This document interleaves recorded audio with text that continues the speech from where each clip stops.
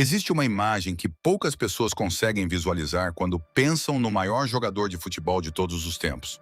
Um menino magro, descalço, correndo atrás de uma bola feita de meias amarradas com barbante, numa rua de terra batida, sem dinheiro para comprar uma bola de verdade, muito menos um par de chuteiras.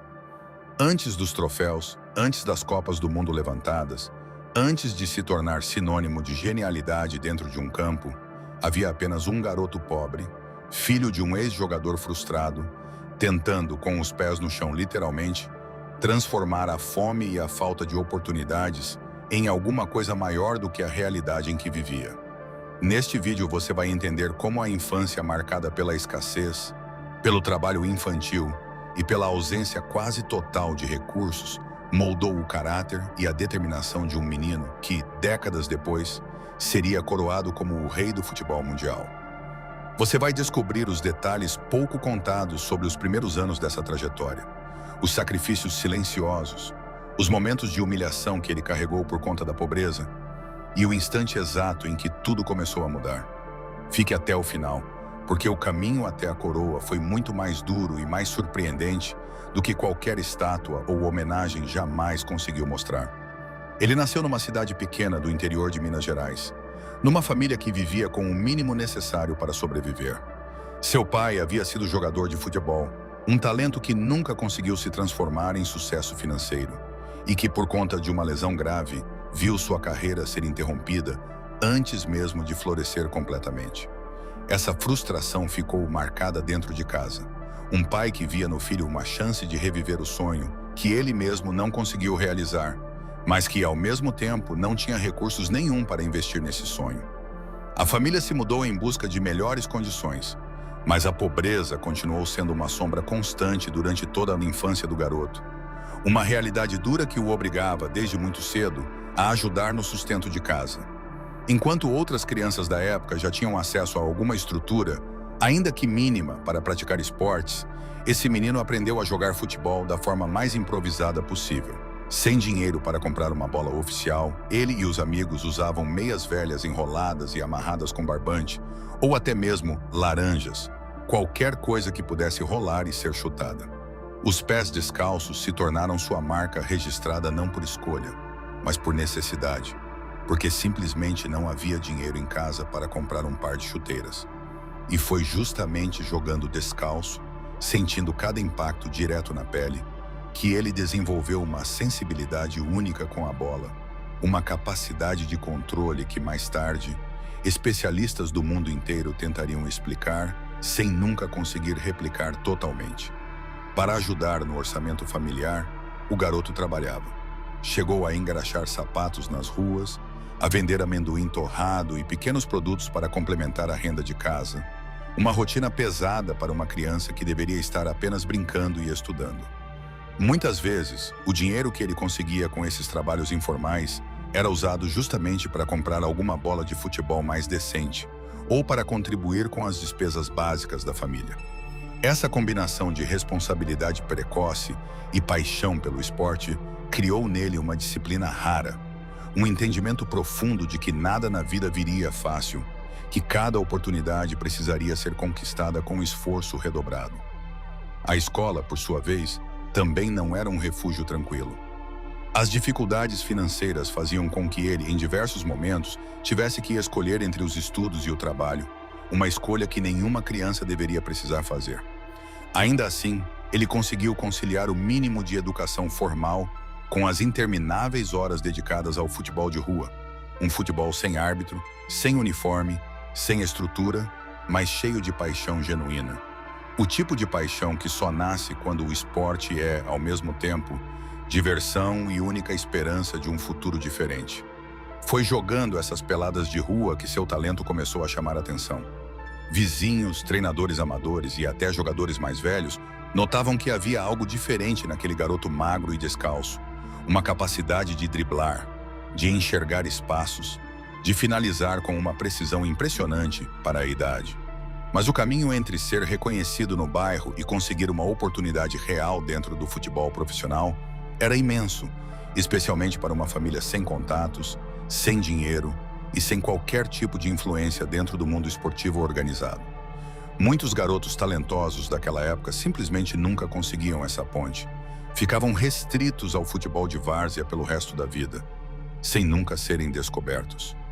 O que separou esse garoto de tantos outros talentos igualmente promissores, mas esquecidos pela história, foi uma combinação de talento excepcional com um pouco de sorte e, principalmente, com uma resiliência inabalável. Ele começou a se destacar em campeonatos juvenis organizados de forma amadora, jogando por times de várzea e depois por equipes menores da região. Cada partida era uma chance de mostrar que aquele menino que crescera sem chuteiras, sem estrutura, sem qualquer privilégio, tinha algo que muitos jogadores com recursos infinitamente maiores jamais teriam: fome de vencer, literalmente e simbolicamente. Foi então que um antigo companheiro do pai, que havia acompanhado de perto o desenvolvimento do garoto, decidiu intervir e apresentá-lo a treinadores de um clube maior, com estrutura profissional de verdade.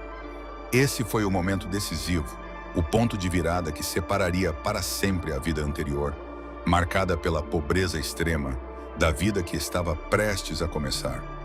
Ainda muito jovem, ele foi convidado para um teste, um momento de extrema tensão para um garoto que nunca havia pisado numa estrutura esportiva de verdade, que nunca tinha jogado com uma bola oficial em um campo gramado de verdade, que estava, pela primeira vez, competindo diretamente com garotos que cresceram com todas as vantagens que ele nunca teve.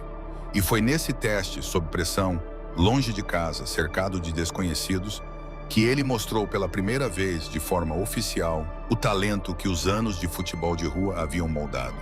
Os dribles que ele aperfeiçoara driblando pedras e buracos nas ruas de terra, a visão de jogo desenvolvida jogando sem regras fixas, a precisão nos chutes treinada durante incontáveis horas sozinho, tudo isso se transformou, diante dos observadores, em algo impressionante, quase inacreditável para um garoto tão jovem e tão pobre.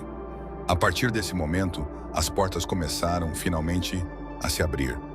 Ele foi convidado a integrar categorias de base, começou a treinar com regularidade, a ter acesso a equipamentos adequados pela primeira vez na vida e a viver uma rotina completamente diferente daquela que conhecera até então.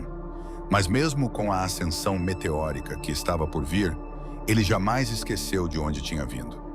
As dificuldades da infância, a pobreza extrema, o trabalho infantil, os pés descalços na terra vermelha, tudo isso permaneceu gravado em sua memória, moldando sua humildade, sua ética de trabalho e principalmente sua determinação de nunca mais permitir que sua família passasse pelas mesmas privações que ele havia enfrentado. Poucos anos depois daquele teste decisivo, o garoto que jogava descalço nas ruas empoeiradas do interior estava vestindo a camisa de um dos maiores clubes do país, surpreendendo jogadores experientes com uma maturidade técnica impressionante para sua idade. Ele começou a marcar gols, a criar jogadas, a se destacar de uma forma que rapidamente ultrapassou as fronteiras do clube e chamou a atenção de toda a imprensa esportiva nacional. E o que veio depois já é conhecido por milhões de pessoas ao redor do mundo. Convocações para seleções de base, uma ascensão meteórica ao time profissional e, finalmente, ainda adolescente, uma convocação histórica que o levaria a disputar uma Copa do Mundo, um feito praticamente impensável para qualquer jogador tão jovem. Ainda mais um que, poucos anos antes, sequer possuía uma bola de verdade para chamar de sua. A transformação daquele menino descalço no jogador que o mundo inteiro passaria a chamar de rei não aconteceu por acaso, e definitivamente não aconteceu de forma fácil. Aconteceu através de sacrifício, de fome literal e simbólica, de uma infância roubada pela necessidade de trabalhar, de uma família que, mesmo sem recursos, nunca deixou de acreditar no potencial daquele garoto. Aconteceu porque, mesmo diante de todas as adversidades, ele nunca desistiu de sonhar grande. Nunca permitiu que a pobreza definisse os limites da sua ambição. E é justamente essa origem humilde, essa trajetória de superação avassaladora, que transforma sua história em algo que vai muito além do futebol, um verdadeiro símbolo de que talento, quando combinado com determinação inabalável, pode romper até as barreiras mais impossíveis. Hoje, décadas depois, quando o mundo celebra o legado do maior jogador de futebol da história, Poucos param para pensar no garoto descalço que deu os primeiros toques na bola numa rua de terra, sem imaginar que um dia seria coroado rei. Essa é a beleza real por trás dessa história. A prova viva de que as origens mais simples podem esconder os destinos mais extraordinários. E que muitas vezes é exatamente a dificuldade que forja a grandeza que ninguém mais consegue alcançar.